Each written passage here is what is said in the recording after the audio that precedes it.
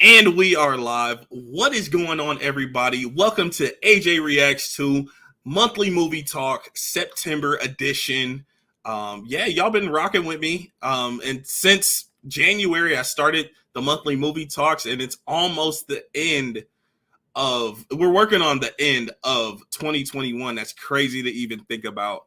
But yeah, thank you guys for stopping by. If you don't know what monthly movie talk is where I just kind of discuss movie news, things that have been going on this month as far as film and TV. And I always have an awesome guest, and today is no different. So I am ready to get into these topics, ready to get into what we've been watching and recommendations from you guys and to you guys. So we are going to get it. Let's go.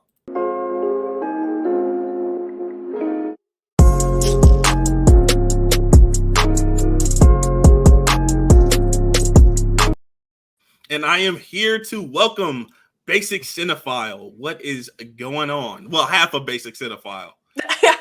you just get me. You've got Ziana today. Yes. Adelia has to work. How are you? I'm good. Doing good. How about you? Pretty good today. I had some technical difficulties with getting some of my videos out today, but other than that, we're doing pretty good over here. You said she had to work today? Yeah, she's got a pretty strict 9 to 5 schedule. Mine is a little more flexible. A little flexible. Okay. Yeah. I'm looking forward to having her on the channel as well one of these days. But today we have an awesome guest. And are you ready to jump into some of these topics today? Of course I am. Like I said, I was telling you before the stream, this month is a little bit lighter on the movie news. Basically things that I care about. It's kind of sad to say, but just like things that I care about. Some of the things that we're going to talk about, I don't really care about that much, but I know that some folks do. So we'll just discuss those. And the majority, I just kind of want to pick your brain about things that you enjoy, things that you recommend, and just kind of have a fun hangout movie talk. All right. Sounds good. Yeah. So let's jump into the comments real quick. It looks like we have a couple. Alex Thomas in the building. Yo, AJ, I'm here. What is going on? Thank you for stopping by. Ask us some questions. We are looking forward to your questions, recommendations, things like that. SBC Bird. Hey, AJ, what is going on? And that looks like we're caught up with the comments. So first order of business. This Mario casting. It's a Mario film that is set to release next December 2022. First and foremost, are you a gamer? Have you played any Mario games at all? Are you familiar with any of the characters? I am not a gamer at all, but the only game that I play is Mario Kart. Okay, so you're kind of familiar with the characters a little bit. These are like the only video game characters that I would recognize. So nice. Nice. So we have Chris Pratt as Mario, which is kind of interesting. Yeah. We have Jack Black as Bowser. We have Keegan-Michael Key as Toad. Charlie Day as Luigi. And then we have Princess Peach as Anya Taylor-Joy as Princess Peach. And Donkey Kong is Seth Rogen. And that's just to name a few of the cast. And it's a stacked cast. What do you think about these voices as these characters? Can you see that? I mean, so first of all, this is the kind of movie where I'm like, this movie is not for me. Like, I'm not. I have zero expectations whatsoever for this movie. But also sometimes those end up being the best because you're like, I don't care about this at all. And then you go and watch it and you're like, actually, that's hilarious. Right. So you set your bar low. I'm really hoping to just be like pleasantly surprised by this one. It's definitely got the casting potential in some of the roles. So I am excited about Jack Black as Bowser. I feel like there's some huge comedy potential there, and I feel like he crushes most of the weird roles that he does, and Bowser is definitely a weird role. So I feel like that has potential. Seth Rogen as Donkey Kong is the one that's really like throwing me off. Because Yeah. when I picture Donkey Kong, you know, you just picture like giant meat head, like no impulse control. Yeah. Just like a big guy. And then you picture Seth Rogen, and I picture him just like sitting on the couch, rolling a joint, like chilling. Right. So I'm like, where is the rage? Pineapple Express type. Yeah, exactly. Right. I feel like half of these characters don't really even talk. So like hearing their those voices as these characters is just interesting. Like Chris Pratt as Mario, like I just can't even imagine what he would do. Like if he's putting on an accent or he's gonna do a voice. I know he was pretty good in Lego Movie. Like he has done voice acting before, but like something about a Mario character, like a character that's already been established, already has a specific sound that we know and love. It's just gonna be interesting to see and hear. Yeah, I agree. That's the one. I mean, it's the main character, and then that's the one that the most I'm like, wait, what? Right. Yeah, because you can hear Mario's voice in your head when you think about him, and that is not Chris Pratt's voice. So I'm not really dying to hear a Chris Pratt like impression of Mario the whole time. Right. But then also I don't just want to hear Chris Pratt's voice. That's what I was gonna ask you. Would you rather hear just a normal Chris Pratt voice as Mario? I honestly, like, I don't know. And again, it's one of those things where they're just gonna have to surprise me and prove me wrong. I would love for that to happen, but it just upon hearing it, it sounds awful. Yeah, I feel the exact same way. It's just like, why? Like, I feel like they should have went with a few no names for some of them, because I think it would have been a little bit more authentic. Having that stacked of a cast kind of feels a little gimmicky to me. Yeah, it feels like a little bit of a cash grab. But if it turns out to be awesome, I'm gonna eat my words. I'm gonna eat my words. For sure. I mean, regardless, it's a giant cash grab. There's no way around that. Even if it's a good movie, it's exactly. With that cast. Here, let me go to the comments and see what some folks are saying. Stacy Wilson, that's my wife. She's on. She says hello. Any spooky recommendations for October? We're going to get to that. We're going to talk about some October films. The Mario casting feels very random. A little bit, yeah. It feels random. Luke Ponto in the building. What's up, AJ? What is going on? Alex Thomas says, I'm not excited for the Mario movie.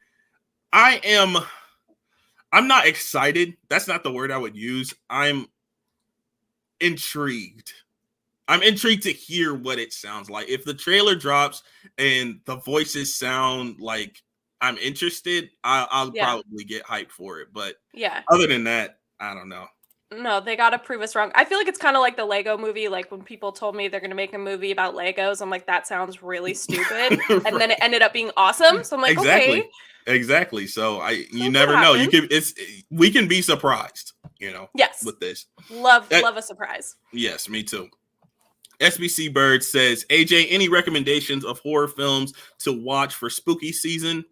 I'm going to watch The Exorcist for the first time Friday. I've only seen bits and pieces of it before, so I'm excited to see it. SBC Bird, you enjoy that. It's a very well, I watched it for the first time last year, and I think I kind of overhyped my mind with that. It's going to be scary. It's going to be the scariest thing I've ever seen in my life, and it wasn't quite the scariest thing I've ever seen in my life, but it was a very well put together film. I need to see that one again. I watched that at a slumber party in middle school and wanted to be terrified. And I remember just like laughing at a lot of the things that were happening. Yeah. Because all the weird like contortion stuff, like I don't know. Right. We just thought it was hilarious. But now what were you gonna say? Oh, I was gonna say now I want to go back and rewatch it. Like as an adult who knows things about film, I feel like it's gonna be a good storyline. Right. It definitely was, and I feel like if you watch it with a group of people, it won't affect you as deeply, like terrify you or anything, because you are watching it with a group. You're kind of laughing at it and stuff. But if you watch it by yourself, in a dark room, maybe you said no, I'm not watching anything alone in a dark room. Okay. Nope. Okay. I was gonna ask you some questions about some horror films because not to be presumptuous, but you take me as like a hocus pocus, cute Halloween film. Yes. 100%. Okay, so we'll talk more about that. Moving forward. So Luke Ponto says, just bought the Forever Purge on 4K today. I didn't hate the Forever Purge. It just kind of was run of the mill. It didn't feel like a finale, and apparently there's going to be another one coming out. So I don't know. I don't know what they're doing with that franchise. I don't know if they know what they're doing with that franchise. Have you seen any of the Purge films? I haven't seen any of them. I really want to see the first one. Okay. I've been meaning to watch that for a while. It's a good one. I can almost guarantee that I will never watch all of them because it's just it's too many and it'll lose my attention. I feel that. Alex Thomas says, I hope this movie hit like the Lego movie. I was pleasantly surprised with that film. Yeah, that's what we were just saying. Yeah, like it might surprise us. It's always good to have a good surprise. Tony Movie Chappie in the building. Hey guys, sorry I'm late. No problem. Thank you for stopping by. Let us know if you have any recommendations, any questions for us. And yeah, SBC Bird says, I hear amazing things about the third installment too. I heard that too for The Exorcist, the third Exorcist film. I haven't seen it. The first one is the only one I've seen. So I might give those a watch. Tony Movie Chappie says, I'm actually excited for the new Mario Brothers animation movie. Honestly, I quite like the voice cast, but Anya Taylor-Joy is perfect as Princess Peach. Okay. If you could see it. If you could see that. I don't know if I could see that. I feel like we're frozen a little. Uh-oh. Are we frozen? I think you're back. Okay. Okay. Are we back? I'm sorry. Sorry about that. Okay. Moving on. Red 4K says, what's up? What is going on, Red 4K? Long time no talk. Thank you for entering the chat. Let us know if you have any recommendations or any questions for us. Luke Ponto says, I can't wait for your thoughts on Hellraiser, AJ. I am watching Hellraiser sometime in October, and I'm going to go through my list later. But moving on to the next order of business, Pitch Perfect Peacock series starring Adam Devine. Are you a fan of the Pitch Perfect series? Of course I am. You are? Okay. Yeah. Little cups. Yeah. I mean, I love the first movie. The second movie was okay. Adam Devine is one of those people that just everything he does makes me laugh. So I don't know what it is. Like he has my number when it comes to comedy. The rest of it is like it's so over the top and I can't watch it too much because it gets really annoying, but like when I'm in the right mood, hilarious. Did you ever learn the Cup song? I didn't go that far. You didn't go that far? Okay. No.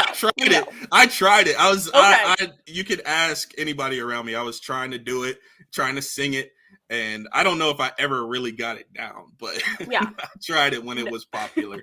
And I actually heard this song, the Cup song, on the radio the other day, which was kind of funny. Okay. Yeah, I know. It's random, very random. First of all, you were listening to the radio. That's random enough. I know. It is. And then the Cup song. And then the Cup song was on. That's so weird.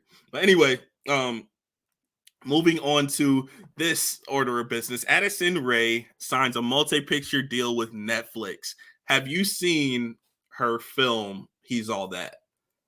I made my sister watch that one to review it because she's the one like who really goes hard in like shitty teen rom-coms. Yeah. She'll watch it all. And like for me, if it really sucks, like I just can't get through it. So that one I was scared and I made her watch it. But I came in and caught the end, which I thought was funny. But you thought the film was funny, or it was funny that you caught the end?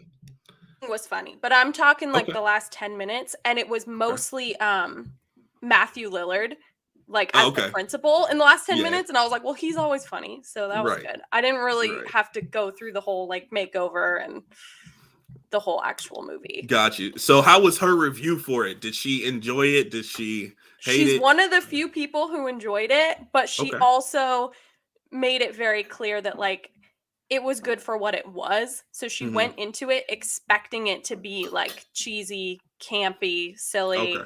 Not actually like legitimately great. And so she watched it and she's like, yeah, it was fun. At least she noted that. Yeah, but I mean, like, it's He's All That. What are we expecting? Exactly. Addison Rae right in a movie straight for the to first time. straight to Netflix.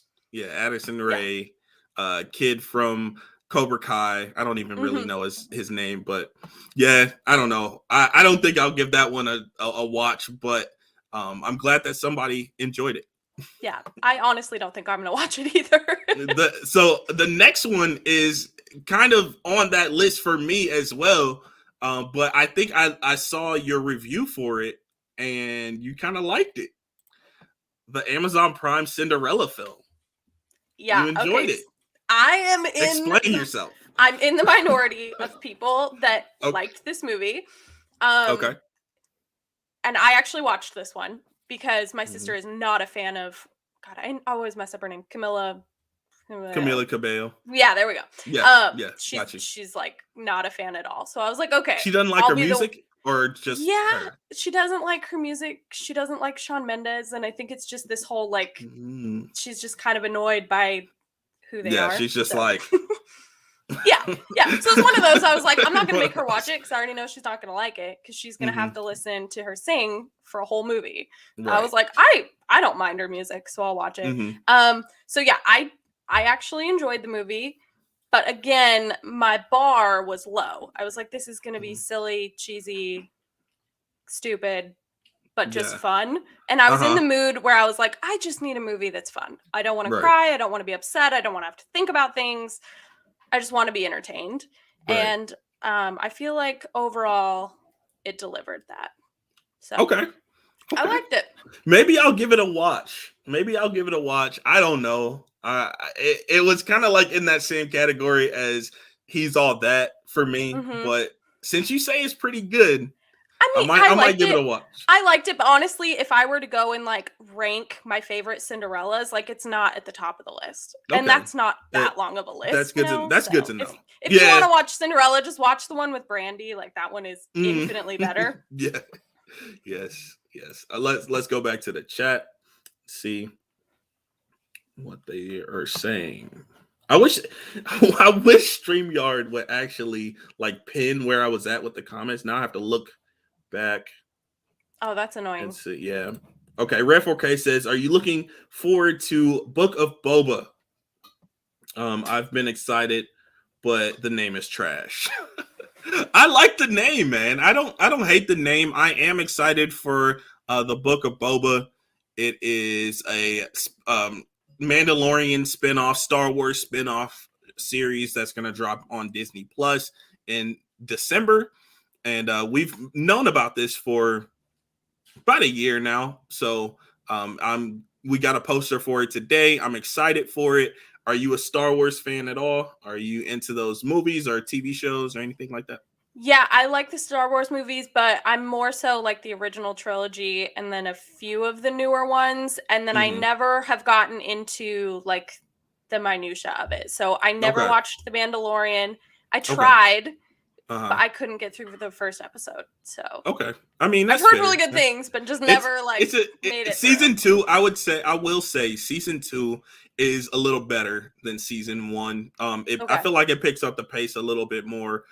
Is a little more story driven, and it gets you invested in the characters a little more. I don't know if you're going to return to it or not, but I do recommend that. I do recommend Mandalorian if you are a fan of Star Wars and the lore and stuff like that. Yeah, no, I am. I've seen all the movies except I don't think I saw the last one that came out. But don't watch it. Well, that's what I've heard. If it's the rise of Skywalker that you haven't seen, don't watch it.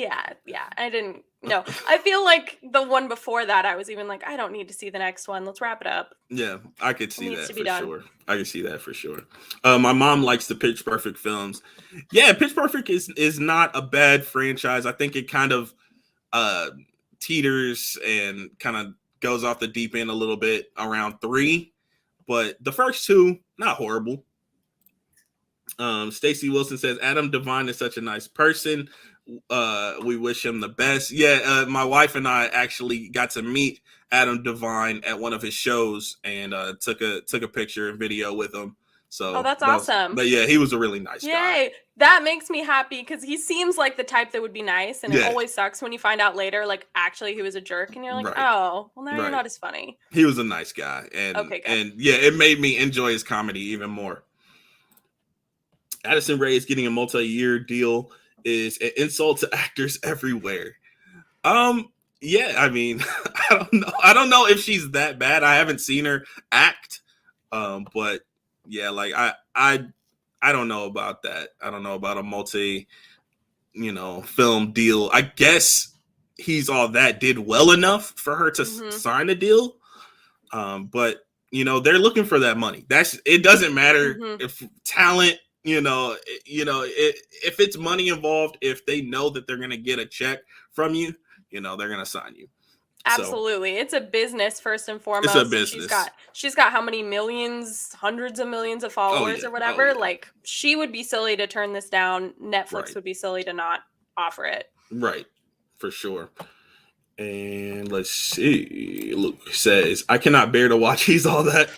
Rev 4K says, hi, Stacy. Rev says, it's hey Rev, it's Stacy. Tony Movie Chappie says, I like the Pitch Perfect movies, and the second one is my personal favorite of the trilogy. The first two films I'd say aren't bad. The second one, personally, I think I like it a little less than the first. But I can understand why people might like the second one a little more. Yeah, it was still good. Red 4K says, I put my phone on autocorrect. And so Luke Ponto says, I don't want to watch Amazon Prime Cinderella movie. Me either, man. If you don't want to watch it, don't watch it. If you don't want to watch it, you probably won't like it. If you go in expecting, what the trailer had to offer, then I'm sure you won't be disappointed. Movies, music, and more. They're making a show about Boba Tea. No, not Boba Tea, Boba Fett. Come on now. No. Yeah, Book of Boba is kind of an interesting name, but I don't hate it. Alex Thomas says, I'm kind of tired of watching the Cinderella story. Is that Hilary Duff? Wait, what? Oh, just the story of Cinderella. That, I don't know why making it again and again. Hillary Duff? No. And I will go to bat for that movie. I love the Cinderella story. Yeah. A Stranger Boy says, hello, what is going on? Tony Movie Chappie says, best Cinderella movie, BFF is best friend. Live action remake with Lily James. I haven't seen that one. Have you seen the live action Cinderella with Lily James? How is that? That one was decent. It's not my favorite, but okay. I think my favorite Cinderella has to be the musical with like Brandy and Whitney Houston. That one's amazing. And then I love Ever After with Drew Barrymore and Angelica Houston. Okay. Is that a musical? No. Okay. That one's not a musical, and I feel like they took the story in a more like, I hate to say realistic because it's still very much a fairy tale, but that one, like, they didn't film it on a set. It looks like they're actually like in the woods when there's a scene in the woods. And so that's a little different than some of the other ones. The Lily James one, though, I would probably rank that as like third favorite. It's pretty decent. Okay. I feel like the one with Lily James is like the Disney remake, like the Disney live action remake version. Now, and these other iterations are like not part those were Disney. Totally different for sure. And I feel like that's kind of the one that kind of sparked the whole like, let's just remake all of our animated movies with real people. And so since it started that, I do feel like it's actually better than a lot of the live action remakes. Okay. But at the end of the day, that's still what it is. How do you feel about the live action remakes, the Disney live action remakes? Oh, have you seen them? Yeah, I think I've seen almost all of them. And I go back and forth. I'm overall, controversial opinion, I don't mind them. I think they're fun. Again, it's you go into it knowing what they're going to be. But yeah, they're a cash grab and they're just going to keep making them. They're going to keep making them because it gets butts and seats. I hear a lot of folks enjoy the Beauty and the Beast remake. Probably the most I hear. That one's pretty good. I think my favorite is the Jungle Book remake that they did. Because that one, like, that one is just different. I don't know. It feels like they kind of did some different things with the story, and so that made it fun. I saw it in the theaters, and the visuals were amazing. The CGI, it looked so real. Like, same thing with the Lion King, the 2019 Lion King. The visuals are just so amazing with those live action remakes, and I got to give kudos to Disney for that. Yeah, they're pretty good.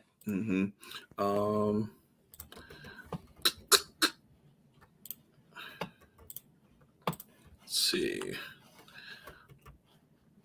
She only took one acting class. People have worked their whole lives to make it, and she has this massive privilege just to waltz in and do it.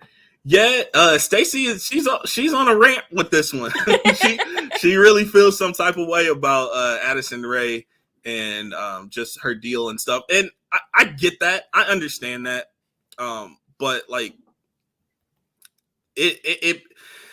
it's a money maker.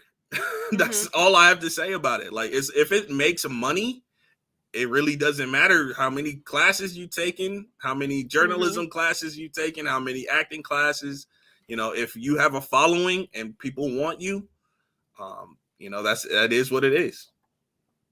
For sure. So Tony Movie Chappie says, okay. And so we're caught up. And we're going back to a few more things to discuss. What If? I don't know if you have checked out What If on Disney Plus. It is a Marvel animated series dealing with the MCU, and it kind of deals, each episode is a different story. What if, you know, there was a different decision chosen in the MCU and how things would result. You know, what would be the result in those decisions if they were changed? And it's been a roller coaster. It's been quite a roller coaster. A lot of episodes are better than others.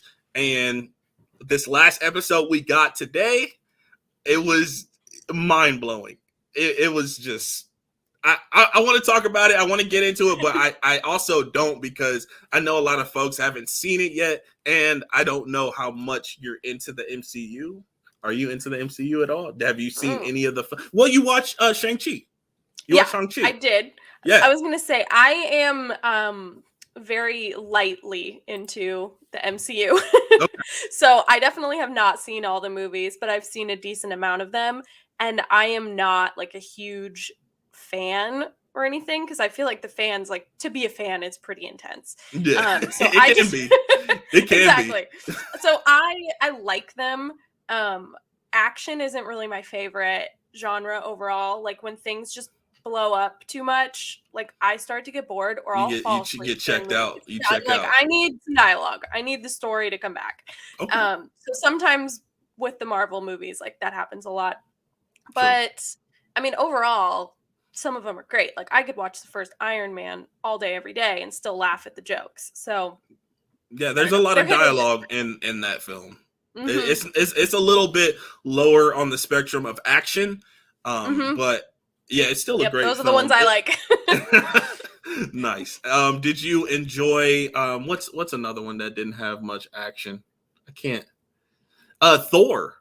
I feel like Thor didn't have as much action. Did you get into that at all? That film? I liked Thor Ragnarok. Saw that one. Okay. And that one was kind of, it was really lenient, or it leaned towards comedy a lot. And how'd you feel about that? Yeah, I liked that. So I feel like I usually enjoy the ones that are like a little quirkier. I usually prefer like the origin stories over, I don't know. Like, I like the first Avengers, but after that, like, I kind of get bored with those ones. And I know that's usually everybody's favorite. And I can't keep track of the characters. I always watch them out of order, so I never know who's who. Oh my God. So this is kind of related, but kind of a tangent. I finally just started watching WandaVision. And I watched, I'm a little behind the times. I watched the first couple ones. I finally, like, I had to pause it and just ask my sister. And I was like, am I supposed to know who these people are? And she's like, Yeah. Kind, She had to like little bit. walk it back for me and like explain it. And I was like, Yeah. oh yeah, I do remember them. But Yeah. yeah. Now, and if you are planning on watching any of the other series, there's a series on Disney Plus called Marvel Legends, and it gives a brief recap of everything you need to know before you watch the series. So like it kind of has like Nice. Wanda's story, Vision story within like a 6-minute like recap, and it gives you Nice. everything you need to know before you get into the series. So you might want to check that out. I think they did one for Loki, and they did one for the Falcon and Winter Soldier. So definitely check that out.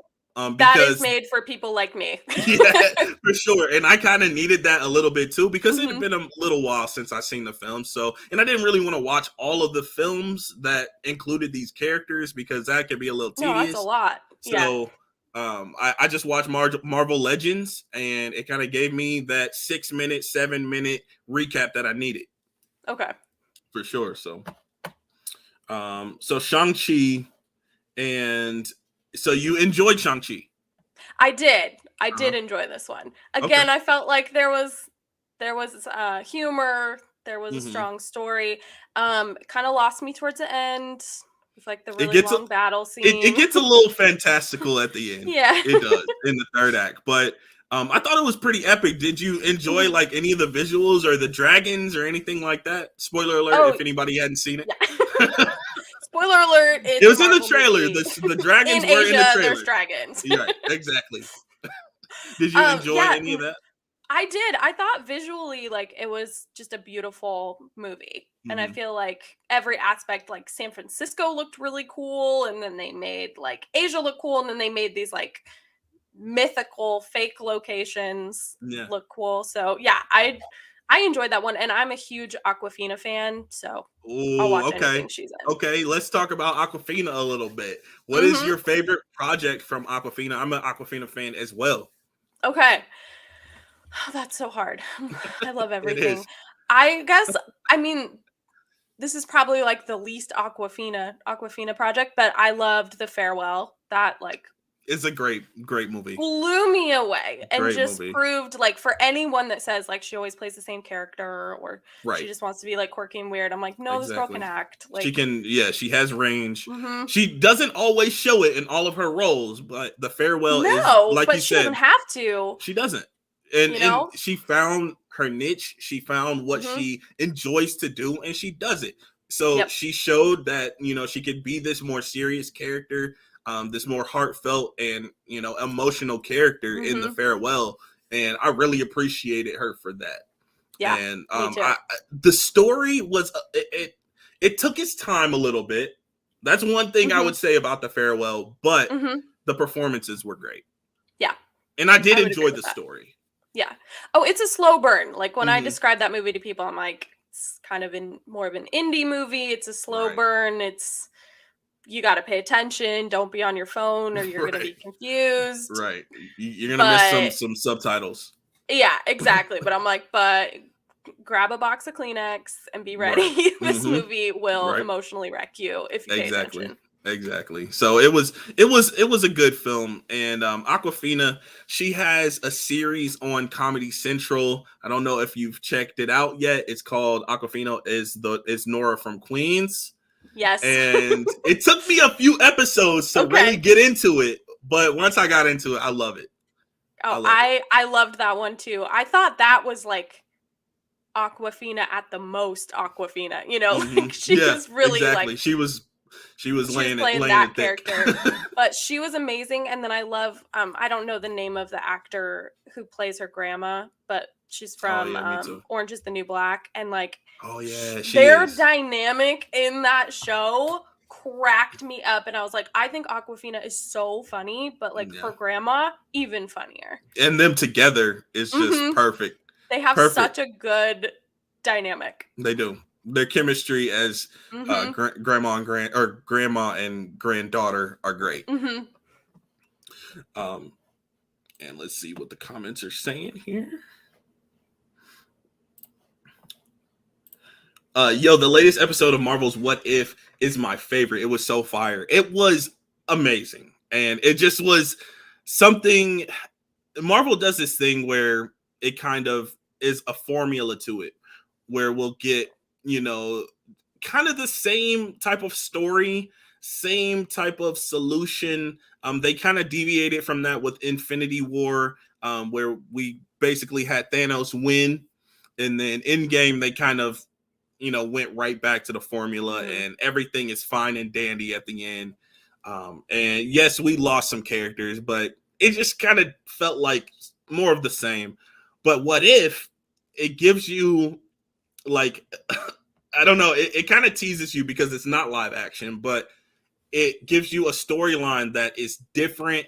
It could be dark, it could be fun, it could be anything like different than what we see on screen. So that is I recommend it. I was very skeptical about watching What If because the animation, I saw the trailer and I was like, the animation was just like, really? I don't know. And then I watched the first episode. I was like, the animation still messed with me, but storyline was decent. Got into second, third, fourth episode, loved the fourth episode, and then it kind of just was like a roller coaster. Some were not great, and then some, really blew me away. This last episode was great, and next week is the finale, and I'm excited for that. Got me hyped for the finale.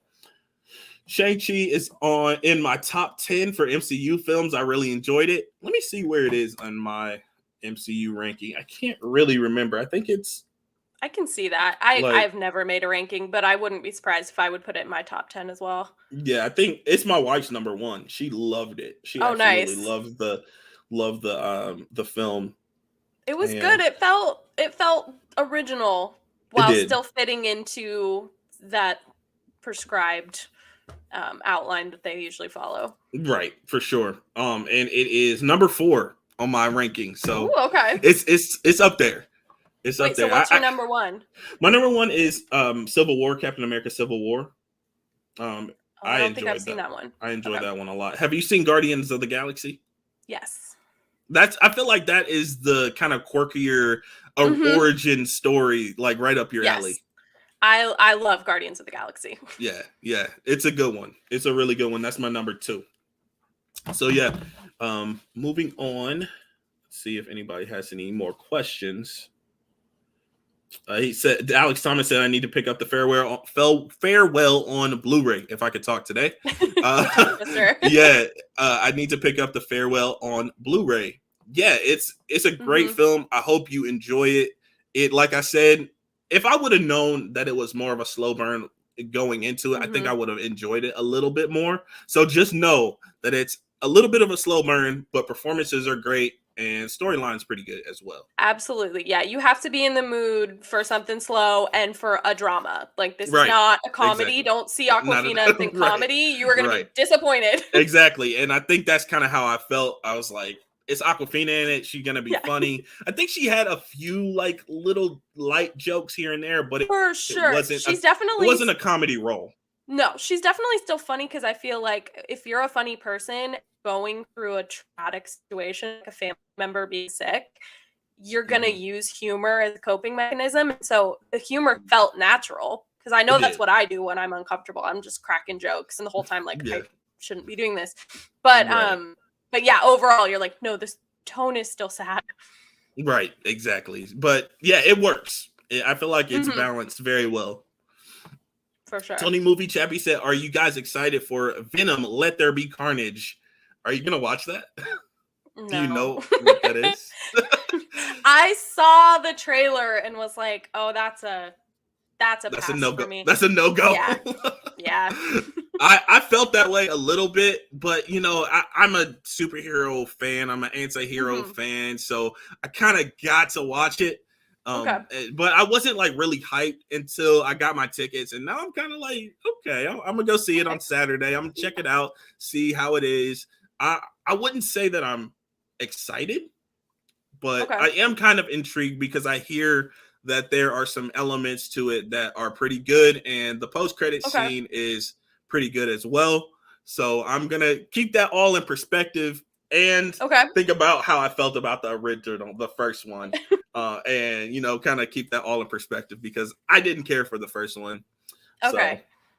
I never saw the first one, so I'm like, I'm gonna have to watch a whole nother movie just to watch a movie that on the trailer I didn't want to see. So probably I'll stick to like WandaVision or something else that I'm like, I should watch this. I actually want to. For sure. And I think you will enjoy WandaVision because it's pretty contained.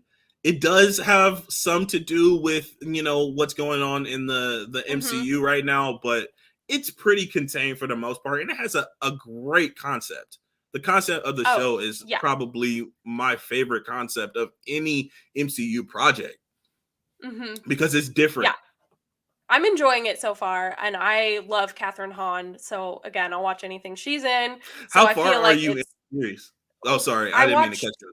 No, I watched either 2 or 3 episodes. I can't remember.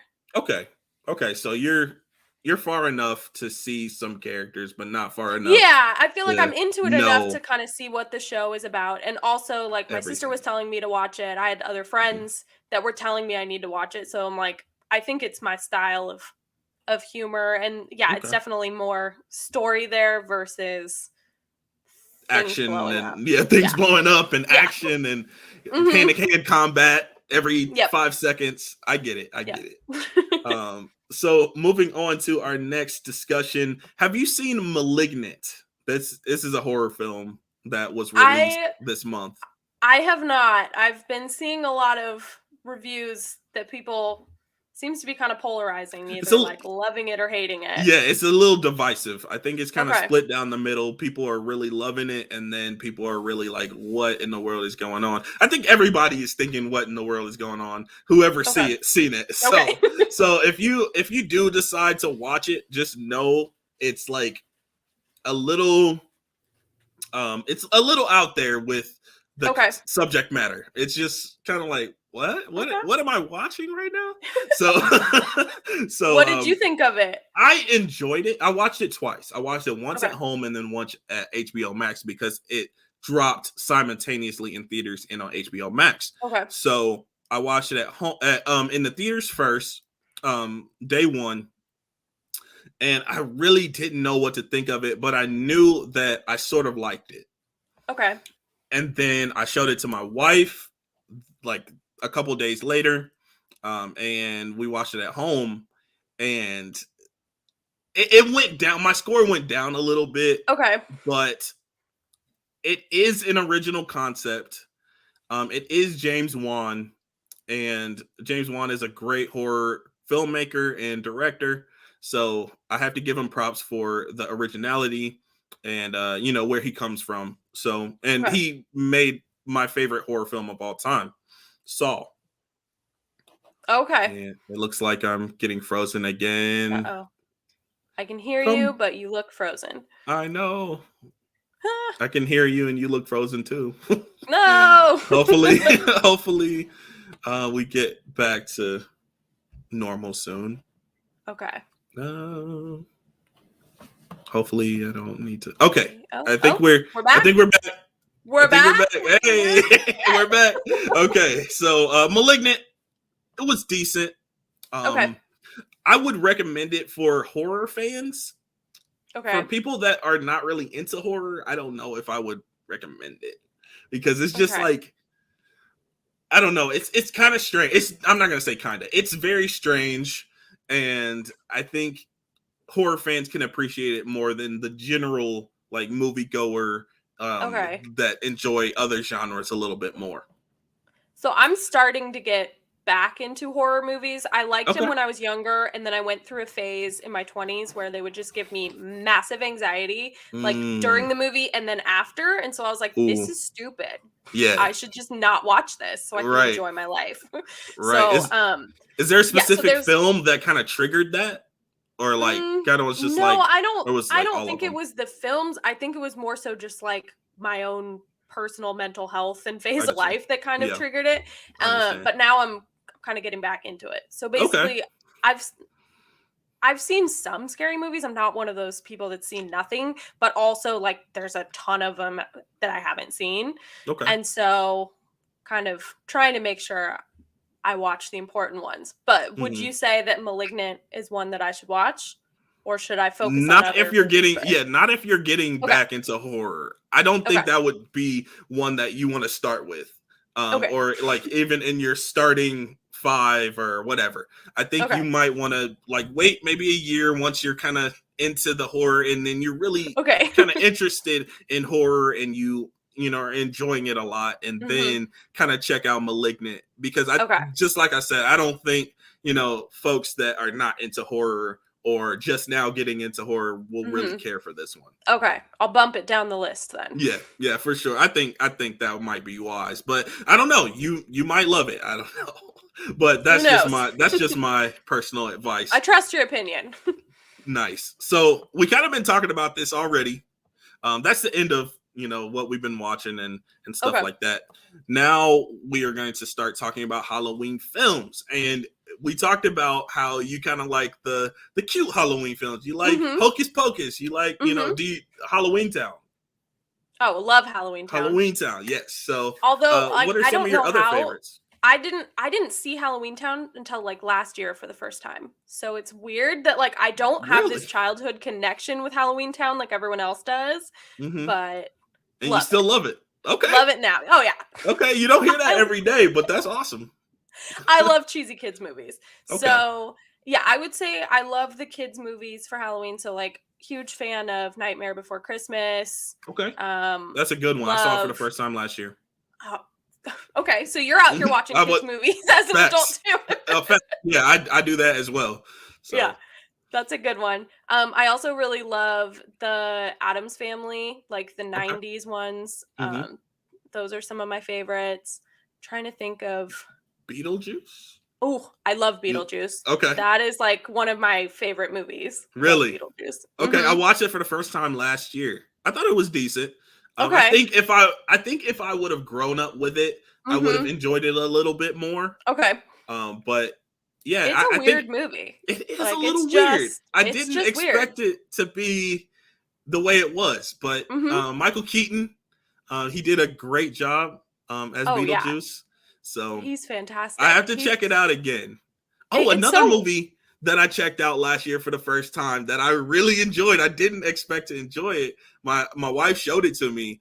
Casper. Okay. Casper. I really dug that. 5 out of 5 movie for me. I loved that one as a kid, and I rewatched it a couple years ago, and I remembered thinking, like, I'm probably going to rewatch this and not like it. And then I rewatched it, and I was like, oh, no, this is awesome. This is great. Yeah. Yes, that's how I felt. I hadn't seen it as a kid, so watching it for the first time as an adult last year, I had a blast. Yeah. No, that's He's so cute. Yeah, he is. So, let's see. You try to think of kind of cute Halloween movies. Corpse Bride. I watched that for the first time. Another 5 out of 5 for me. I love. I haven't seen that one. Oh, you got to see it. You enjoyed Nightmare on Elm Street not Elm Street, Nightmare Before Christmas, and you haven't seen The Corpse Bride? I know. It just stopped there. I haven't really seen a lot of the other. Check out ones. Corpse Bride. Okay. I think you'll enjoy it if you like, you know, that claymation style of Halloween films. I'm sure you'll enjoy that. For sure. One. I'll probably like it.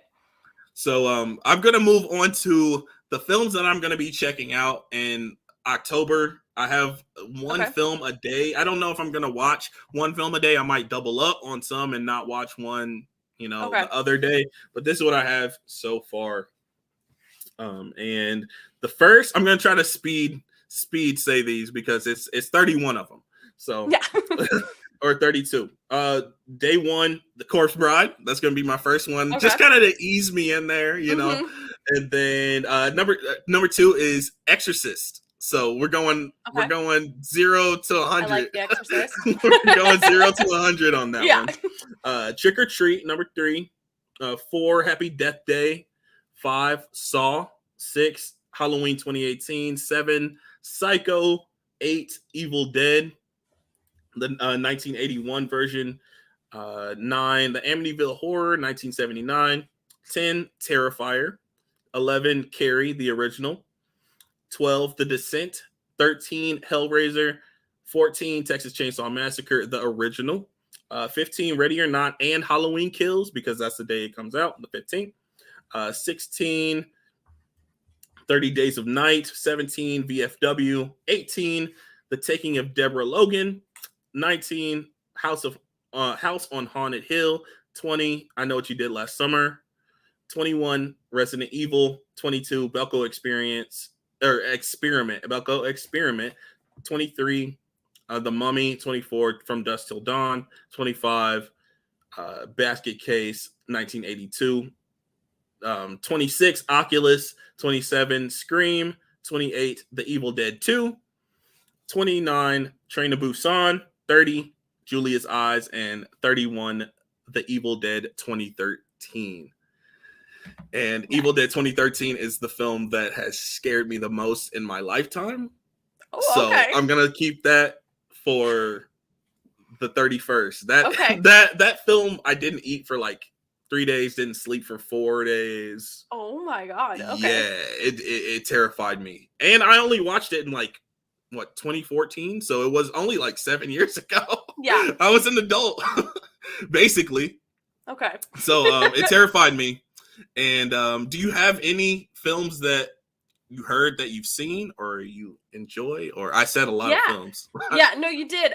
So I just watched Psycho for the first time last week. And loved it. Okay. Loved it. Nice. I'm happy to hear that. I love Alfred Hitchcock. I'd only seen a couple of his movies. Like I've seen The Birds, and then Rear Window is like one of my favorite movies of all time. Okay. But that one's not really like scary. It's just more of like a murder mystery. Yeah, it's more like a thriller, I feel like. Yeah, I mean it's not scary at all. I would watch that alone with the lights off, be totally fine. Okay. Have you seen Vertigo? I haven't seen Vertigo. Okay, I feel like Vertigo is kind of the same. It's not scary. It's not scary. It's just a little thrilling, a little mind bender, kind of makes you think, but it's not scary. Yeah, no, I love that. And I loved Psycho. And again, I felt like that was like a little bit scarier than some of the other movies that I'd seen from him, but like again, not like scary. It was just really freaking good. So yeah, it is good. The story is great. Yeah. No, blew my mind. And I feel like I don't know how I had gone so long and then like I was still surprised by all the twists because I didn't know the ending and I was like, how am I out here in 2021 like not knowing this ending? But I didn't. But so that's awesome that you were able. It was awesome that you were able to kind of go in blind and like kind of actually be surprised at this 1960s film. Exactly. I was like, of course I've seen like the shower scene with the knife. So it was like, well, everyone knows that. But like beyond it, I really didn't know the twist. And we won't spoil it here because there might be some people like you that hadn't seen it. So I won't spoil it. But it's a really good film. I watched it a while ago, maybe like 10 years ago. Okay. Back when Bates Motel came out. Have you? I mean, if you haven't seen Psycho, I'm sure you haven't seen Bates Motel. I haven't seen Bates Motel. Okay. Are you planning on seeing it since you love Psycho? Oh, definitely. Okay. It's on Netflix, I believe. Okay. I need more Norman Bates. Like, I need more of the story. I want to know. So, yeah, I'm excited. Norman Bates. Oh, man. That series is wild. I hope you enjoy it. And I really am interested to hear your thoughts on it. So I'll definitely let you know. I mean, my Halloween list is like chaotic and growing. I don't have it listed out so nicely like you do. I just keep being like, I should watch that. Okay. Can you give me any that you are, thinking that way about? Yeah. Okay. So I don't think this was on your list, but I'm gonna see Nightmare on Elm Street for the first time this weekend. Because they're showing it at a cemetery. So I'm going to go watch it. Ooh. And I'm excited. Yeah. At a cemetery? Yeah. They show movies at cemeteries? It's the Hollywood Forever Cemetery. So okay. Is it actual bodies there? Mm-hmm. It's an actual cemetery, but they do like events there. So I went for the first time they played Addams Family this summer. So I went and watched that. So it's basically like just your fun, typical outdoor movie. But you're at a cemetery. That is a very interesting concept. Yeah. I'm excited, but also I'm like, this movie might actually scare me, so I don't know. I watched it for the first time last week. And I'm Okay. doing a first time watch series for October as Okay. well. And there are not any films that I have listed here. But there are 10 movies that I am doing a first time watch for. That was the first one, and I am Okay. releasing my video on Friday for that. Okay. So first time watch, Nightmare on Elm Street. I liked it. I Okay. liked it. And it wasn't scary. It did have some intense, scary sequences, but like Okay. after, walking away from it, it was just like, okay, this is a 80s film. It's cheesy, Okay. and stuff like that. And I think something that helped was I watched Freddy's Revenge Part 2 right Okay. after, like back to back. So Okay. it kind of like lessened the scare You factor for cleansed me. the palate. I cleansed like, the this palate isn't a scary. little bit with another Freddy Krueger movie. Perfect. But it wasn't as scary, and it's just kind of Okay. like, okay, this is That what seems like a these good are. strategy. And Okay. the second one is not as scary as the first one. Okay. I'll tell Good you to that. know. But Nightmare on Elm Street, good luck. Good luck with that. We'll see. We'll see if I survive.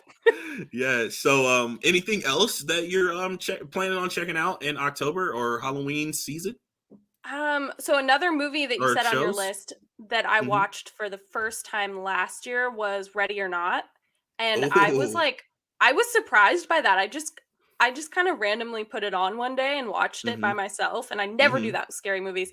And I really liked it. So that one I'm Mhm. planning on watching again and making my sister watch it. So I'm like, this Mm. is like, that's just a This is the fun first time one. watch for her?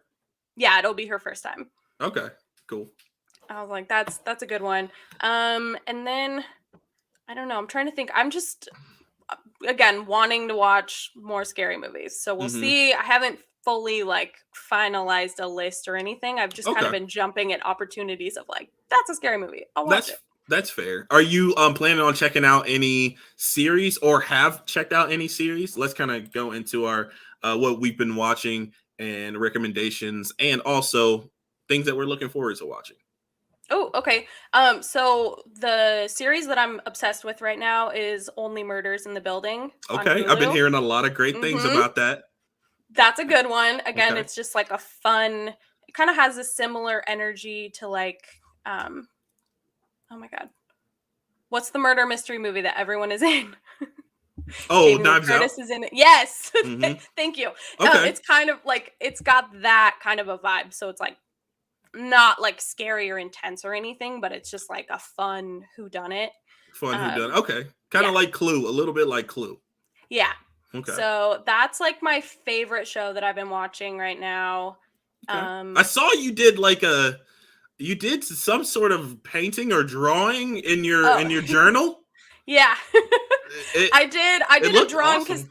they have the opening credits scene has this Hmm. really cool graphic, like it's all animated, Hmm. and then since the theme and they go into this pretty early, it's not a spoiler, like they do a podcast about a murder that happens in their building. And Okay. so the whole opening sequence is like this animated scene of looking into a building, and so like you're Mm, not inside it, so you can't tell what's going on, but it's all these like windows and like mm. seeing people walking downstairs. But it's Okay. got this really cool kind of like a 60s animation style.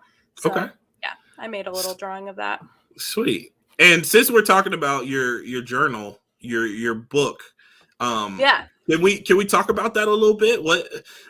How did of that course. come to be? What is it? What plug the book a little bit. Oh, thank you for giving me an opportunity to plug it. Yeah, I for will. sure. Yeah, so I made a journal and it's called the Cinephile Journal and it's for sale on Amazon right now. So if anyone Link is down in the interested, description. yeah, Hmm. you can find it. And if you just search Cinephile Journal on Amazon, it's the first one that pops up that's like not a targeted ad.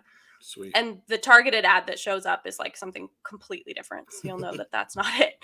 But yeah, so it's a journal that kind of helps you pre-write your reviews while you're Okay. watching it. So it can be for Hmm. like anyone who's in Filmstagram, like writing your own reviews, things like that, but it's also just for people who like watching movies.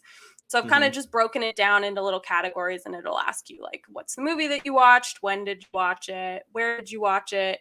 And just like little kind of like guided scoring systems for like, what did you think of the cinematography? What did you think of the sound? And it breaks it down really simply. So if you're someone who's like, I like movies, but I don't know what any of the stuff is, you can use it.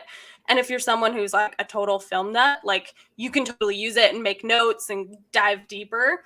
Okay. And then I love it. I made it for myself because I just recently found out that I have ADHD, but I did not know that when I made this journal. I was having a really hard time with like paying attention during movies or afterwards being like, I liked it, but I felt like my thoughts were just like all over the place. Yeah, what was going on? Yeah. Yeah, exactly. So I was like, I just kind of want a way where I can just like write what I'm thinking, feeling, not have to sit down and be like, write a review in sentences, but just kind of like doodle my thoughts. And so that's just kind of how it started. I made it for myself. And then I was like, well, I mean, I made myself one. Like maybe someone else will want one. So put it on Amazon. That's awesome. I love that. And I have to pick me up a copy. But I just love the idea of kind of like getting your thoughts out, getting your, doodling some, ideas about what the film is like and kind of like coming back to it to write your review. I love that. Yeah, it's been really fun. And also just, I wanted a creative outlet. Like I'm not an artist. I'm not someone who can draw. And I definitely stopped doing anything art related in like 4th grade. Cause I was like, I'm not perfect at it. This sucks. I hate it. I'm not doing it. But then I'm older. I'm like, okay, artistic expression is not about perfection. And it's actually really good for you to just like sit down and be carefree and let yourself doodle and make stuff. So that's been another part of it. It's just kind of like letting go of my own personal perfectionism and just being like, just draw a picture. Like it's kind of therapeutic in a way. Exactly. And I'm like, you don't have to be an artist. So like my doodle that I did for Only Murders in the Building, that credit scene is very like geometric. So I was like, I just have to get like, I don't even have a ruler. I used like the edge of a book and just like drew some lines, made some rectangles, colored them in. There's people in the picture that I was kind of copying, and I was like, well, I can't draw people, so we're skipping those. We're skipping people, and we're gonna do colors. It's all good. Exactly, but it's just been kind of a fun way to just like make art, but in like a very low pressure environment. Sweet, I love that. That's awesome. Thanks. So if you're interested in this journal that Ziana has created, it's on Amazon. Link is in the description. Go ahead and pick you one up. And I definitely have to pick one up as well. So back to what we've been watching and recommendations. Something that I've been watching recently, and I recently caught up with it, is Ted Lasso on Apple TV Plus. Have you seen this series at all or heard of it? I'm sure you've heard of it. I've heard a lot about it, and everyone keeps saying to watch it. And I don't have Apple TV Plus yet. It's like the one thing I don't have. Yeah. And of course now they have a show that I want. There's a lot to have. It's a lot of subscriptions out there that have original content that you have to watch. And Ted Lasso. Basically, this is where I'm going to let you know how I got Apple TV Plus. I was looking for what was it? Charlie Brown Thanksgiving or something last year in November. I was like, where can I stream this? Where can I find it? And I Googled it and it said Apple TV Plus. So I clicked it. They're like, do you want a year free of Apple TV Plus? What? I said, huh? I didn't have to buy anything. I didn't have to buy an Apple product, or are they going to take your social security number and your thumbprint to get it? But it's Apple, so they already have everything. That's very true. It's Apple, so I don't feel like they're trying to trick me. They already got me. So yeah, that's true. So I was like, sure, I'll take a free year of Apple TV Plus, and I've watched a few things on there, and Ted Lasso is one of them. Great series. Great comedy. Season 1 I enjoy more than season 2. Season 2 has some episodes that are a little bit of a miss for me, but season 1 is fantastic. Congratulations to everybody at the Emmys that won for the series because it was definitely well deserved. Definitely well deserved for season 1. Now season 2, I don't know how well they're gonna do. I'm sure they're gonna get some nominations there because the show is still great. It's still on everybody's radar, but some episodes did better than others. But Ted Lasso, I would recommend if you purchase a new Apple product, if you get just some random promotion like I did, take them up on that and watch Ted Lasso. So yeah, that's what I've been watching and recommendation. So anything you're looking forward to that is a new release for next month or the rest of the year? I have a few. For the rest of the year, I'm really excited for House of Gucci. Okay. With Adam Driver and Lady Gaga. Yeah. I feel like I'm excited for that one just because, like, it's one of those where we were talking earlier about, like, trailers giving away everything and not knowing what's going to happen. And this is one where I'm like, it's based on real people, so you're going to already know a little bit of the story, but, like, everything I've seen has just been, like, random pictures of them on set or, like, things to build buzz, but it hasn't been, like, here's a full scene of dialogue. Yeah, and Get excited about our movie. When I watched the trailer for that, it didn't feel like it gave much away. Even though it's not at the top of my radar, it didn't feel like it gave much away, and it kind of intrigued me with what they showed. You know what I'm saying? So, I'm House of Gucci. Intrigued. Yeah. Okay. That's that's probably my number one. Okay, sweet. Which is random, but I feel like it's a little random, but that's all right. It's cool to be random. You know, it's fine. It's great, actually. So let me see. I have a few that I'm excited for October. Like I said, we're gonna see Let There Be Carnage. Well, I'm gonna see Let There Be Carnage. Then Many Saints of Newark. I recently caught up with The Sopranos, so I'm gonna check out Many Saints of Newark. It's a prequel film. Let's see what else. There's a lot of stuff coming out in October. Last Night in Soho. I don't know if you know what that is. That's Edgar Wright, the Edgar Wright film, Last Night in Soho, starring Anya Taylor-Joy and Thomasin McKenzie. No, I don't think I've seen anything about that. Okay, yeah, it's pretty big, and I'm sure a lot of folks are going to be talking about it. They're already talking about it, and you'll be hearing about it, I'm sure. Last Night in Soho. Yeah, with those names, for sure. Yeah, for sure. And Dune is to come out the end of October. So that's coming out. It's not really at the top of my anticipation list like it is a lot of people. Just because I don't really know the story. I haven't seen the original. I haven't read the book. I haven't seen the original and I'm either. Just like, the cast is cool. I like the cast, but that's really all I care about. I'm not the biggest Denis Villeneuve fan. I haven't seen a lot of his films, but Denis Villeneuve, I feel like the films that I have seen of his are kind of slow moving and just a tad boring. I don't want to say boring. Like that's has such a negative connotation, but like it's kind of true for me anyway. It's kind of true for me. I feel like I'm excited. I'm excited for Dune. I haven't seen the original either.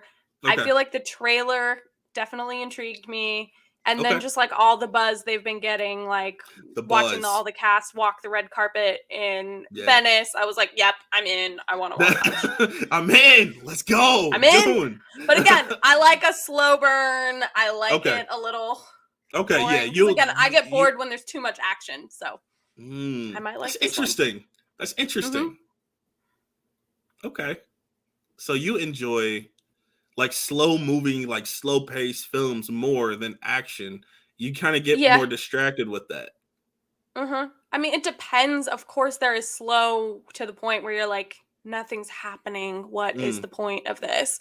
But I don't know. I like more dialogue driven. I like more story driven. And so if it's going to be an action movie with a lot of like fight scenes and stuff, I need there to be comedy involved to keep my interest. So if it's like Indiana Jones style action scenes, I love it because those are so quirky and weird and funny. But when it's just like car after car after car blowing up, I'm like, okay. So you're not quite a fan of the Mission Impossible films, the John Wick. I've never seen any of them. I You only haven't seen watched a Mission- John Wick you haven't 1 seen and a- I skipped out on the rest of them. So you haven't seen a Mission Impossible film. But you like James Bond. You like 007, right? Well, kind of. So I had only seen, I think, like 2 007 movies ever, and they were both like Pierce Brosnan 007 movies, and they would have been around the time that they came out, so that was a long time ago. And then I just recently watched like the very first James Bond movie, and I liked that one. Like Casino But Royale? I can't or speak like to like the very first. Dr. No, like okay. So I did like that one, but there wasn't that much action in it. I was kind of surprised, but I mean, again, that was a plus for me. But I don't know if I like the whole series. Okay, I'm kind of interested to hear your thoughts on Casino Royale because I did watch that last night. I enjoyed it a lot, but I feel like the film, it had a lot of action, like in the first and third act, but like in the second act, it had a very, very, very long poker game, which basically the film is centered around, literally and kind of figuratively. So I'm kind of poker's really boring. So yeah, I don't know. but the thing is with the film is they focus on their facial expressions, their body movements, and things were happening in between the game, but they kept coming back to the game and things like that. So it was an interesting concept, but for someone like you, I wonder if you would enjoy that, because it did have its slow moments with intensity. You had to read their facial structures, their body movements, things like that. But it also had action, the things that you kind of get distracted by. Okay. So I'm kind of interested to hear your thoughts on it. I'll have to see it and I'll let you know. I feel like that's either going to go, like, I'm going to have a strong reaction to that. I'm either going to love it or I'm going to hate it. There's not going to be anything in between. Okay. Sweet. So are you going to watch No Time to Die when it releases in a few weeks? Maybe.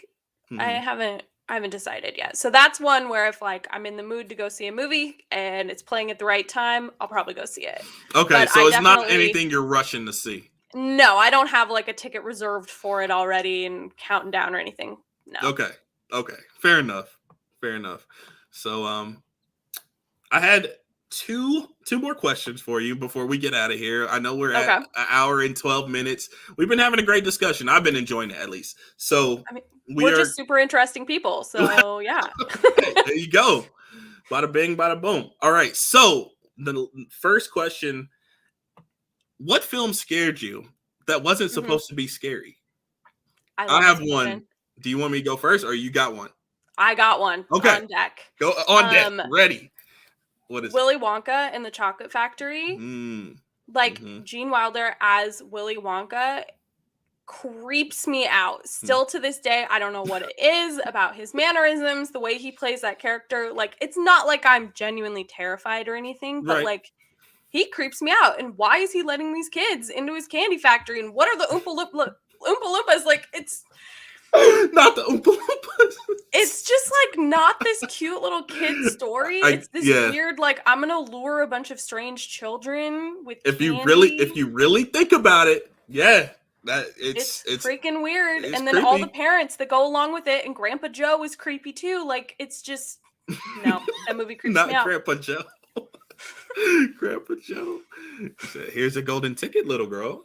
Have you seen all those memes of Grandpa Joe where it's like this guy's been laying in bed while like the single mom is out here like working to provide for everyone, and then he gets a golden ticket and suddenly Grandpa Joe he hops up. He's fine now. He's perfectly fine. Yeah, I saw those memes. Crazy. Those crack me up every time. Hilarious. My film that scared me that wasn't supposed to be scary. It's Gone Girl. Have you seen Gone Girl? I haven't seen Gone Girl, but it's very high on my list of movies that I want to see because I'm very intrigued by it. I'm not gonna give anything away since you haven't seen it. But it's a little intense. I think you'll understand. Okay. I think you. No, I don't think you will be scared. I was, but I don't think you will be. Just keep that in mind when you watch the film, and you're gonna be like, I know why AJ was scared. I know now. So that's my pick. So yours was Willy Wonka and the Chocolate. How do you feel about Charlie and the Chocolate Factory? Same thing. Same concept. It is the same concept, and I feel like Tim Burton like tried to make it creepy, and somehow it's still less creepy to me than the original one. So I still feel like it's weird, but it's just a Tim Burton movie. So right. I don't know. You kind of get what you get with Tim Burton. Exactly. You know what you're gonna get, and yeah, Johnny Depp is creepy in that too, but nothing on Gene Wilder. Yeah, I feel like it was, like you said, it was kind of leaning towards that, kind of leaning towards the creepiness on purpose, so it made it a little less creepy. It made it less creepy. I don't know how that works. Wasn't really like intending to do that, but no, it was authentic with it. So, authentic creeps. Yes. So, I'm gonna go to the next one. The last question that we have. What is your best/worst theater experience? If you don't have a best, you can say your worst. If you don't have a worst, you can say your best. Okay. Or both. I definitely have a worst. So I went on a first date to a movie theater, which is already kind of weird because it's like you don't really get to like talk and get to know someone at a movie theater. But it was pandemic date, so it's like we'd been talking for a while, so I kind of knew him, whatever. The only movie that was playing at the time that we could both go was Boss Baby 2. And it was a late night showing. It was like 9:50 or something. So I was like, okay, it's a kids movie, whatever. But I like kids movies. And I think it was even a weeknight. I think it was like a Thursday. We go to this movie and there are these people that sat in front of us and they brought their two like very small children. Like one was an infant and one was like 4 years old, but like probably closer to 3 than 5, really young. And so, when you go to a kids movie, especially like during the day or something, you expect to like hear kids crying or laughing or talking or whatever. But usually the parents are kind of trying to like contain them. So this little girl spent probably like an hour of the movie running around the movie theater, screaming, climbing over people's chairs. And this was one of those theaters with like the reclining chairs. So like in between each row, there's like those little kind of retaining walls. She was climbing over those and like, was everywhere. Literally at one point, and then the mom would just like scream at her from across the theater instead of like like every 20 minutes she'd get up and grab her and bring her back, but never brought her out of the theater. Never actually parented at all. At one point, this girl, because they were in the row in front of us, she climbed over into our row, climbed underneath my date's reclining chair. So he can't like recline down because he's like, I could crush this child. But we're like, where is she? And then the mom walks back into our row to come grab her. So she's like leaning over me, no mask on, like, I don't know you. No mask. That's a game changer. No mask. That's a game changer. And then the little girl, I guess, reached up from underneath the chair, grabbed onto this guy's leg, and he told me later that her hand was sticky. So then, this is like the most unreal story ever. It's not over. You got more. Oh my goodness. She grabs the kid again from like over us because we're in these reclining chairs. We can't see, we can't move to get out of her way. Grabs this girl, brings her out of the theater. So we're thinking like she must be done, right? No. So she brings her out for like 2 minutes. They come back into the theater. She's still crying and being crazy. The dad this whole time is like holding the baby, but not doing anything else to help. So with like 10 minutes left in the movie, the dad stands up, has this full volume conversation with his daughter and is like, come on, let's go. Let's go outside. We're going to leave. And then the only way he got her out of the theater was by promising her ice cream. And by this point, it was like almost 11 o'clock at night. What? So bizarre. What So the heck? bizarre. It was so weird. And then the mom stayed by herself to finish Boss Baby 2. The movie. Was she even able to watch any of it? Like, I mean, I don't. Her reaching over you. I wasn't. Right, I know. That's what I'm like. I was gonna ask you. Did you enjoy the movie at least? I mean, it was a funny movie, but like, yeah, it was just unreal. It was one of those things where like I didn't even get mad at what was happening because I was just in disbelief the whole time. I was like, this isn't happening. Is this real right now? Like, people don't behave like this.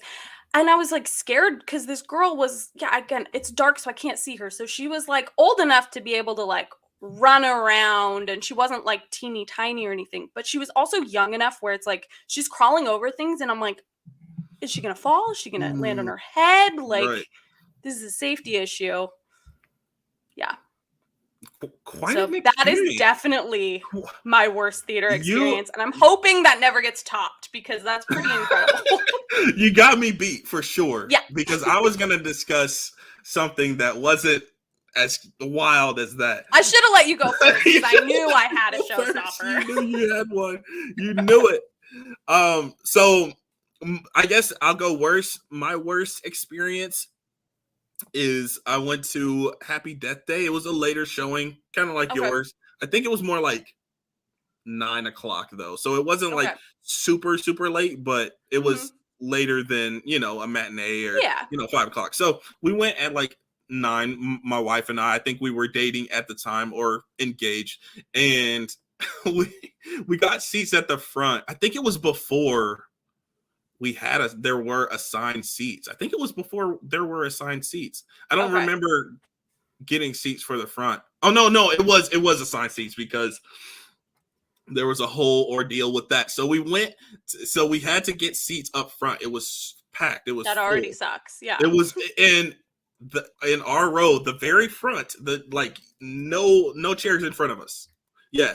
So in our row, there are these kids, and they're 11, 12, 13, talking and laughing and throwing popcorn, and oh man, it was wild. And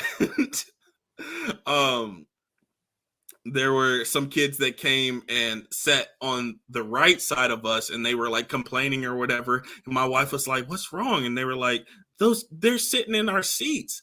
And she was like, you got to tell them to get up because these are your assigned seats. And my wife was being such like a mom in that situation, but she was taking care of, she was making sure those kids were taken care of.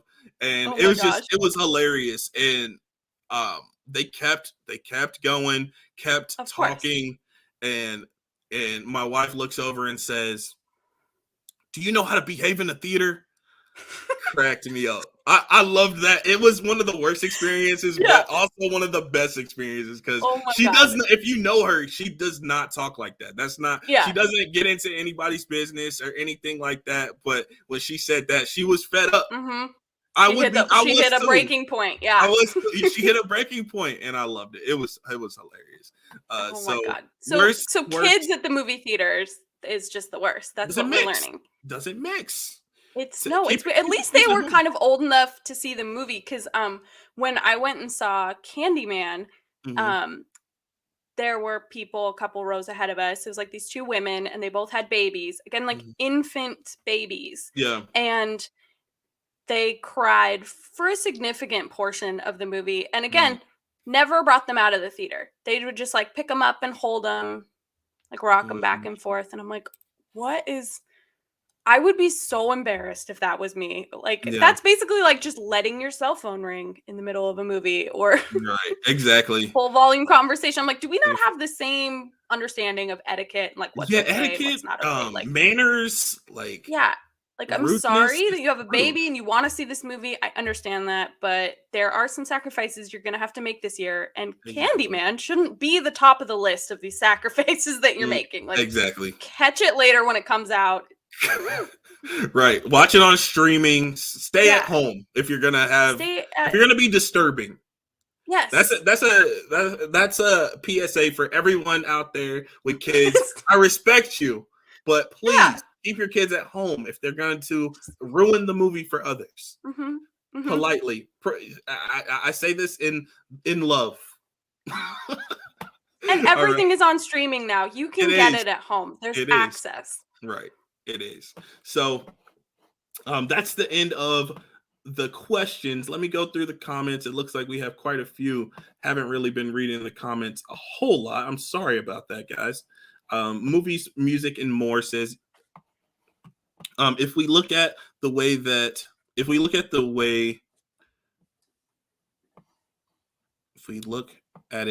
that way, then we'd have to say the same thing for the actors that were discovered without any acting abilities. Fez in Euphoria, Rose McGowan. Okay. Yeah, I mean, I guess that's true. Fez from Euphoria. Have you seen Euphoria at all? I haven't, but again, on my list of things I want to watch because I think I'll like it. I like Fez, but as a performer, he's a little lacking. But I understand what they're saying. Tony Movie Chappie says, I actually like Beauty and the Beast remake quite a bit. I love Emma Watson. But my personal favorite is Pete's Dragon live action. Really? I haven't heard many people talk about Pete's Dragon live action. But Beauty and the Beast, I hear it's I feel like it's definitely not as popular of a live action remake for Disney. And I think I read that one already.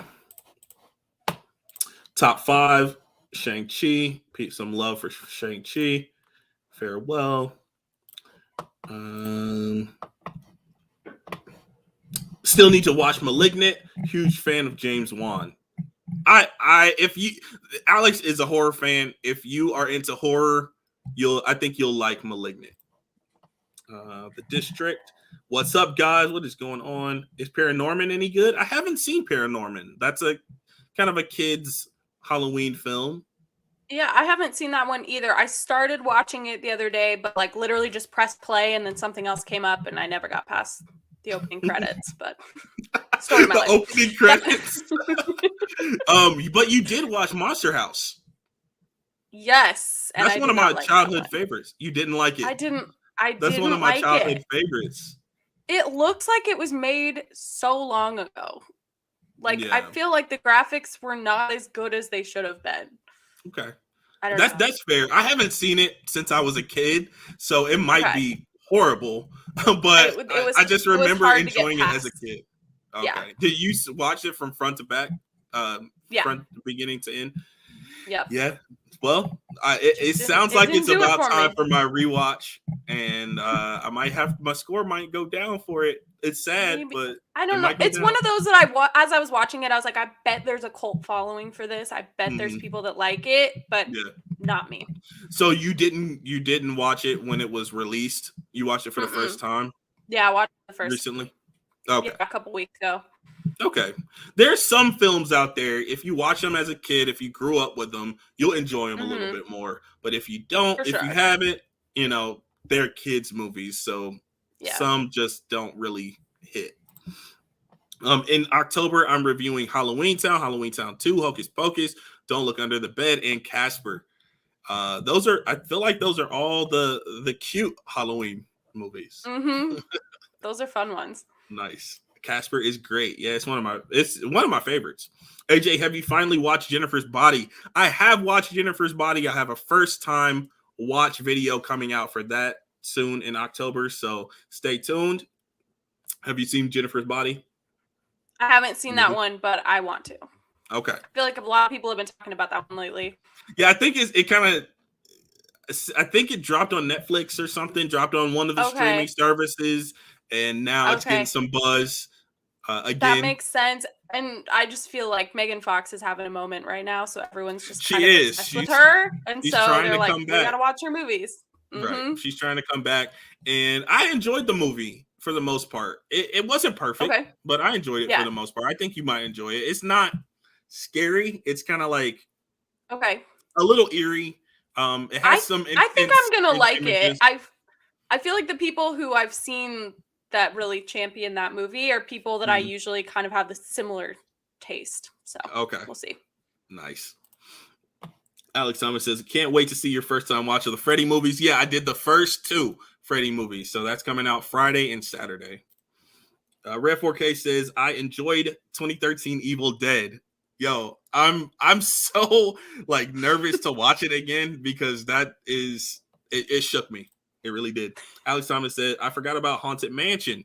Yeah, that Eddie Murphy film, Haunted Mansion. I haven't seen it, but I saw that I think forever ago. It's more of a kids / family Halloween They're film. remaking it too, aren't they? I think they're gonna make a new one. Yeah, they are. Lakeith Stanfield and Tiffany Haddish, I believe, are involved. I feel like that was like the oldest I've ever felt because I was like, I don't remember being that young when that movie came out, and we're already remaking it. Remaking it, yep. I mean, but this is the age of remakes and sequels from forever ago, so don't feel bad. No, and I feel like that movie, like it didn't really get that much love. Like I feel like some people liked it, but it didn't launch a whole franchise like Pirates of the Caribbean or anything like that. So I feel like they're like, enough time has passed. We can try this again. Right. Alex Thomas asks you a question. Do you collect physical media? Or do you do streaming? Not intentionally, but I do just hoard naturally. So I have some. Okay. So I don't have a lot. Yeah, it's not an intention of mine. But what I do have is I still have a VCR and I still have some old VHS tapes. Okay. So I feel like that's like the most unique thing about my collection is that I'm very low tech. Nice. So what is one of your favorite films that you own? Since you don't have a whole lot of them. I mean, I do have some good ones. So I've been rewatching through some of my old VHS tapes lately. So I have Princess Diaries, which I love. Okay. Yeah, I saw your review on that. That's a good one. And it's like rewatching the old ones that you loved as a kid and like having to rewind and like, I don't know, there's something about watching it on VHS that just kind of like hits all the nostalgia. Yeah. But then I also the ripples in the film. Yeah. The little specks, the spots. Yeah, and I have The Emperor's New Groove on VHS. Okay. That's another favorite. Folks love that one. That's a good one. Trying to think what else I have. I stay in Royal Engagement over the first one. Wow. I do. That's a hot take. It is, but I like Royal Engagement more. Okay. I definitely like the first one more, but I love both. Okay. That's fair. That's fair enough. I can respect that opinion. Alex says, if you guys haven't checked out Squid Game on Netflix, go watch it. !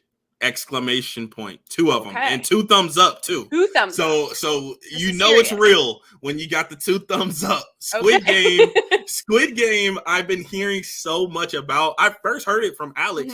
He said his fiance was watching it. And he walked in, he was like, what is this? And he started watching it too and got into it. And now I've been seeing it like everywhere, posters everywhere and things like that. So I'm going to have to check it out. Same. I haven't watched it yet either. I read the description and it's kind of interesting, kind of intriguing. It kind of seems like a survival type of series, but I don't know. We'll see. Those can be fun. Yeah. For sure, and I'm gonna check it out for sure. Film Explorel, this is amazing. I think he's saying us together on the live. Yes, we're gonna take it to mean that we are amazing. Yes. Mid-level Media, AJ, what's up, Mid-level Media? Hopefully you're still in here. Thank you for stopping by, man. Luke says I'm watching Newark on HBO Max on Friday. Yeah, Luke was telling me that he was going to check it out on HBO Max because it's going to drop on HBO Max and theaters on Friday at the same time. So I got my tickets for theaters. I got to see it on the big screen. I just finished The Sopranos and love the series. I haven't watched any of The Sopranos yet, so it's one where I'm like, crap, I have like a lot to catch up on. Yeah. To get to that. But also like I feel like I would like The Sopranos. So it's one of those where I'm like, I want to watch it, but also I know once I start watching it, it's going to consume my life for like a substantial period of time. So I have to wait until I have. You have to make sure you have time. I have to plan this out, you know? Yeah, and I binged it. You can ask my wife. I binged it. Like, I think I watched the entire series in 3 weeks. Oh my God. It's wild. Yeah, that was wild. That was a wild ride. But I did kind of the same thing with Great Game of Thrones when it was ending. Me too. Yeah, so I binged really hard. I started really late on Game of Thrones. I started right before they released the last season. And so I basically watched like all of the seasons right before it. And my dreams were so messed up for a couple of months. Like, I was having dreams of just like murdering blood everywhere. I was like, what the hell is this? Shoot. So I kind of feel like if I binge The Sopranos, I'm probably gonna have like pretty messed up dreams again. Yeah. It's just pretty much more realistic. Pretty much, yeah. Alex Thomas says, I'm looking forward to Halloween Kills, Spider-Man No Way Home, No Time to Die, and Dune. I'm looking forward to all of those except Dune. I'm not too hyped for Dune. We talked about that a little earlier. But I am going to see it. I'm going to watch it in theaters. I might check it out at IMAX. I don't know. I have the pass, like the 3 movie a week pass for AMC. So like if there's nothing else showing that week, if I have time, I'll check it out in IMAX or in standard. You know, it really doesn't matter to me. But those are some good picks. The Northman is going to be fire. I don't know what the Northman is. Me neither. Haven't heard of that. Okay. It might be a horror film. Okay. Coming out in October. I don't know. If the district is still in here, let us know what that is. Luke Ponto says, No Time to Die is my most anticipated movie for the rest of the year. Yeah. I know a lot of folks are interested and really want to see it. I've been seeing some reviews saying that it's really good, so hopefully it is. Okay. Luke Ponto says, my mom just bought The Shawshank Redemption on 4K.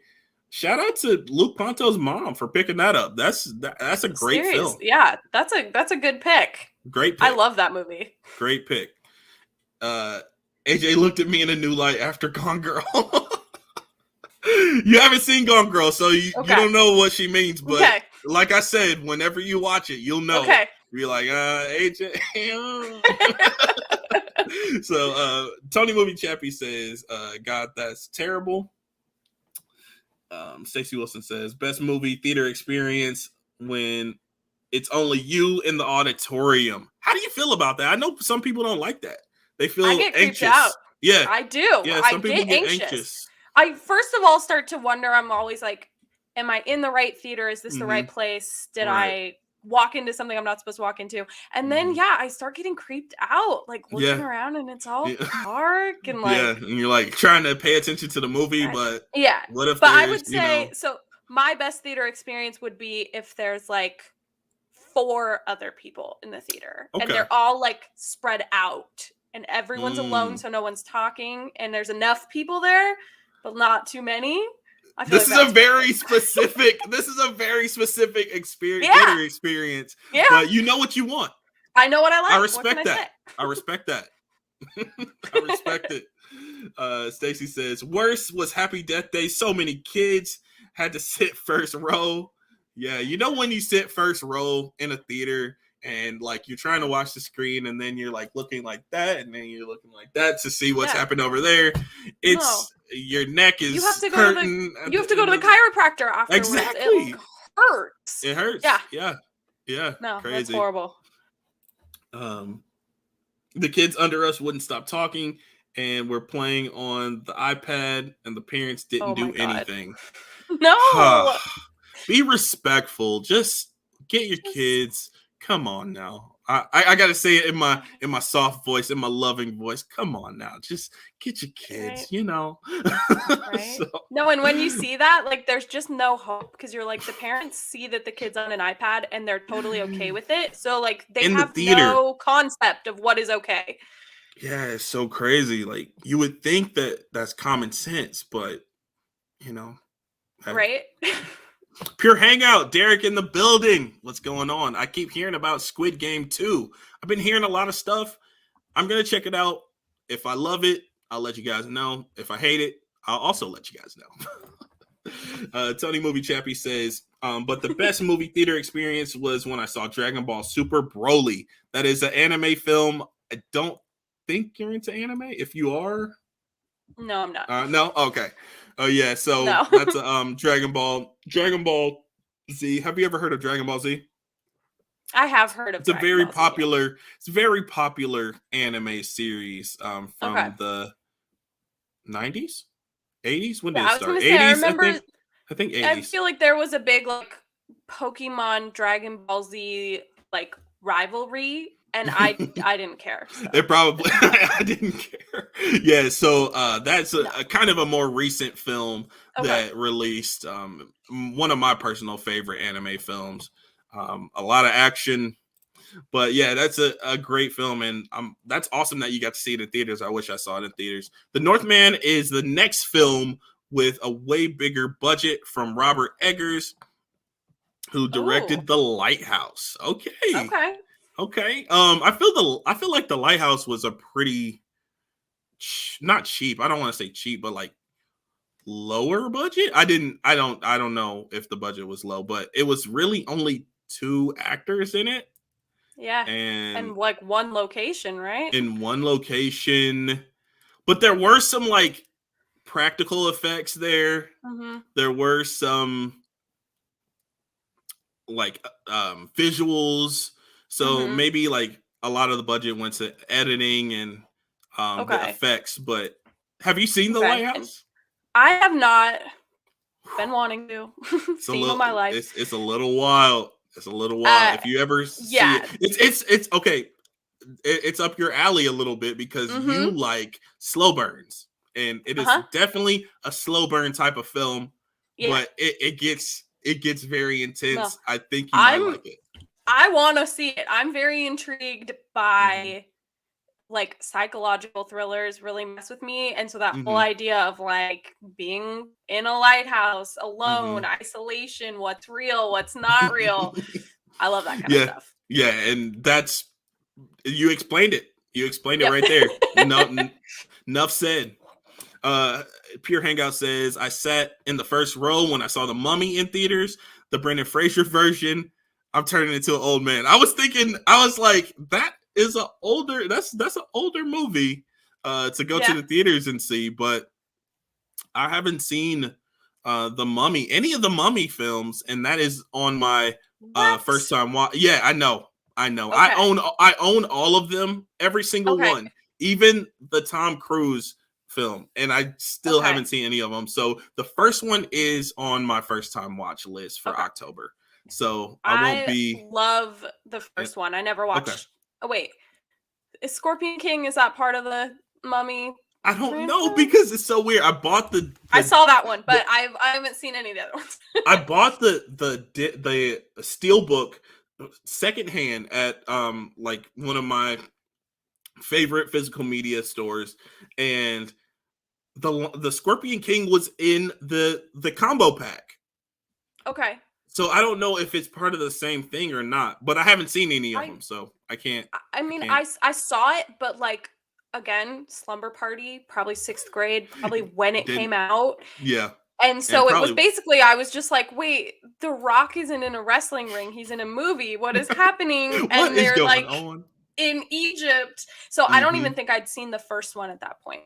So I don't know. Okay. So you had to go back and watch the first one. Got you. Yeah. Yeah. So I'll watch the first one next month. And then if I'm enjoying them enough, I might like just finish the whole series up. I don't know. Do you like Indiana Jones? Love Indiana Jones, yeah. Okay, you're gonna love The Mummy. I'm gonna call it right now. There's no way you're not gonna love it. It's a good movie. That gets me hyped. Yeah. Alex Thomas said, my best theater experience was any Avengers movie. Endgame was crazy. I loved seeing Endgame in the theaters because of the reaction of the crowd, of the audience was just overwhelming, to say the least. It was people clapping, crying, Like, that's how I like to see my movies. And if they're doing it at the right times. Now, if they're, talking and, shouting at different times that aren't acceptable or inappropriate, then no. But if everybody's pretty much on the same page, I love it. I agree with you. Those like premiere nights for big releases like that are fun. You get like cheer when the characters come on screen. Right. And, like, stuff that you don't normally get to do, but it's like it's okay because everyone's excited. But then also it's like when the dialogue starts, everyone's like, shut up. We gotta hear what happens. Right. Only time I like sitting front row was when we saw Columbus and John Cho did a Q&A after. Yeah, we saw a film called Columbus, and John Cho, the actor John Cho, was actually there and answered some questions and things like that. So Stacey just giving fun facts about things, but yeah, it was a lot of fun. The film was kind of so, but it was a cool experience to actually like see him. Yeah, that makes front row worth it. Stacey, do you and AJ ever visit Columbus, Indiana? I think we've been. Yep, a few times. What up, fam? Danny K Reviews. What's going on? Thank you for stopping by. We're about to end the stream pretty soon, but thanks for stopping by. Pure Hangout. I really want to go to Columbus. Cool. And yeah, so that is the end of the comments, and that is the end of the stream. I want to thank you so much for being on and coming on to the channel for monthly movie talk. And we had a very good, and it was long. The discussion was good and long, but it was fun nonetheless. Yeah, thank you so much for having me. This was awesome, and my ever-growing list of things that I should watch has grown even longer. Right. We'll have to add a section in your journal of things that you need to watch. Oh my God, yes. And then I'll take a picture of it and show everyone why I feel so overwhelmed every time I go to watch a movie. Right. Like, which of the 1,000 movies I haven't seen yet should I watch? Here's the proof. Yes. I'll just watch Pitch Perfect again instead.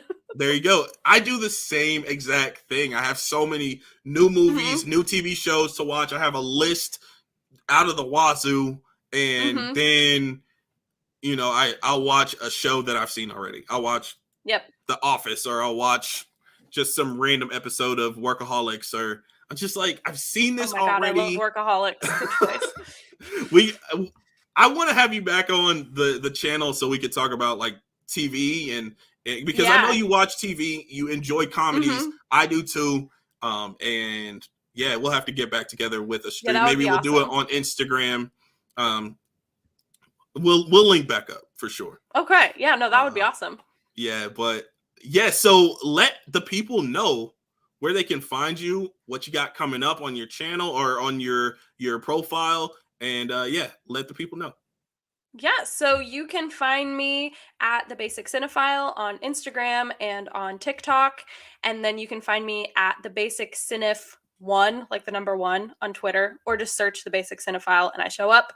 I have a website, which is TheBasicCinephile.com, and we've got a couple exciting secret announcements coming out soon, so stay tuned.